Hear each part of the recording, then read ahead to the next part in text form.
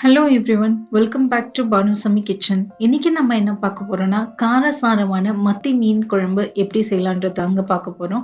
செம்ம டேஸ்டா இருக்கும். மத்தி மீன் குழம்புனாலே அந்த மீனோட ஃப்ளேவர் வந்து குழம்புல அவ்வளோ ருசியா இருக்கும். வாங்க இது எப்படி செய்யலாம்ன்றத பார்க்கலாம். வீடியோக்குள்ள போறதுக்கு முன்னாடி மறக்காம சப்ஸ்கிரைப் பண்ணுங்க அண்ட் பெல் ஐகானை கிளிக் பண்ணுங்க. இதோட இன்கிரீடியன்ஸ் லிஸ்ட் எல்லாமே நான் கீழே டிஸ்கிரிப்ஷன் பாக்ஸ்ல கொடுத்துருக்கேன். அதையும் செக் பண்ணிக்கோங்க. ஃபர்ஸ்ட் நம்ம புளியை ஊற வச்சிடலாம். அதுக்கு ஒரு பெரிய லெமன் சைஸ் அளவுக்கு புளி எடுத்துக்கோங்க. 2 கப்பு தண்ணியை ஊற்றி ஒரு 10 நிமிஷம் அப்படியே ஊற போட்டுருங்க. கடாயில ஒரு 3லேருந்து 4 டேபிள் ஸ்பூன் நல்லெண்ணெய் சேர்த்துக்கோங்க.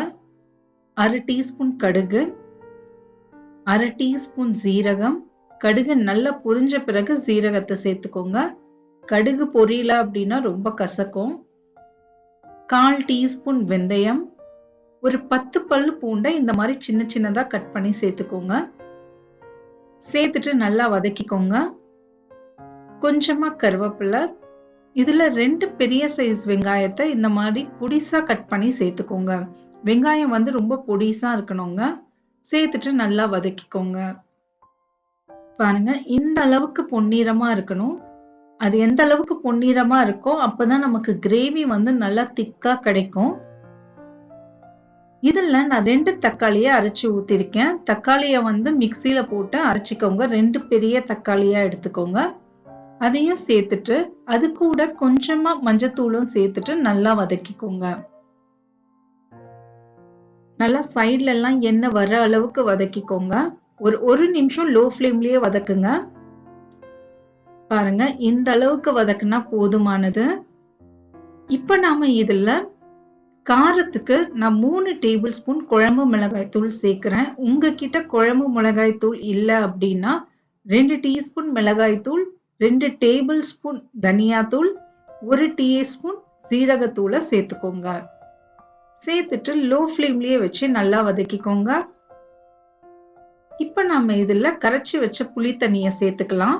புளியை நல்லா கரைச்சி வடிகட்டி எடுத்துக்கோங்க. புளி தண்ணியை சேர்த்துட்டு இது கூடவே இந்த குழம்புக்கு தேவையான அளவுக்கு உப்பு சேர்த்துக்கோங்க. சேர்த்துட்டு நல்லா கிளறிடுங்க. இந்த குழம்புக்கு தேவையான அளவுக்கு தண்ணி சேர்த்துக்கோங்க. நான் 2 கப் அளவுக்கு தண்ணி சேர்த்திருக்கேன். சேர்த்துட்டு இதை நல்லா கொதிக்க விட்டுருங்க. அந்த புளியோடைய பச்சை வாடையெல்லாம் போகும். அப்பதான் பாருங்க, இந்த அளவுக்கு நல்லா கொதிக்கணும். இப்ப நாம கேஸ் ஃப்ளேமை லோல வச்சுட்டு ஒரு மூடிய போட்டு 5 நிமிஷம் அப்படியே விட்டுருங்க. 5 நிமிஷத்துக்கு அப்புறம் ஓபன் பண்ணி பாருங்க. பாருங்க, சைட்ல எல்லாமே எண்ணெய் மிதந்து வந்திருக்கு. இதுல 1 கப்பு தேங்காய் பாலை சேர்த்துக்கோங்க. 1/2 மூடி தேங்காவை எடுத்து அதுல 1 கப் அளவுக்கு தண்ணியை ஊத்தி நல்லா அரைச்சி அதுல இருந்து வர பாலை எடுத்து இதுல சேர்த்துக்கோங்க. தேங்காய் பால் சேர்த்து நம்ம குழம்பு செய்யும் போது ரொம்ப டேஸ்டா இருக்குங்க. நல்லா கலந்து விட்டு இப்போ ஒரு மூடிய போட்டு 5 நிமிஷம் அப்படியே லோ ஃப்ளேம்லயே விட்டுருங்க. 5 நிமிஷத்துக்கு அப்புறம் ஓபன் பண்ணி பார்ப்போம். பாருங்க, சைட்ல எல்லாம் எண்ணெய் அழகா மிதந்து வந்திருக்கு. இதுதான் பெர்ஃபெக்ட் ஸ்டேஜ். இப்போ நம்ம கழுவி வச்சிருக்கிற மத்தி மீனை சேர்த்துடலாம். நான் இங்க 1/2 கிலோ மத்தி மீன் சேர்த்திருக்கேங்க. சேர்த்துட்டு உப்பு காரம் எல்லாம் கரெக்டா இருக்கான்னு பாத்துக்கோங்க.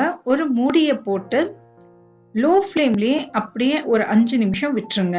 5ல இருந்து ஒரு 10 நிமிஷம் லோ ஃப்ளேம்லயே இருக்கட்டும். 10 நிமிஷத்துக்கு அப்புறம் ஓபன் பண்ணி பார்ப்போம்.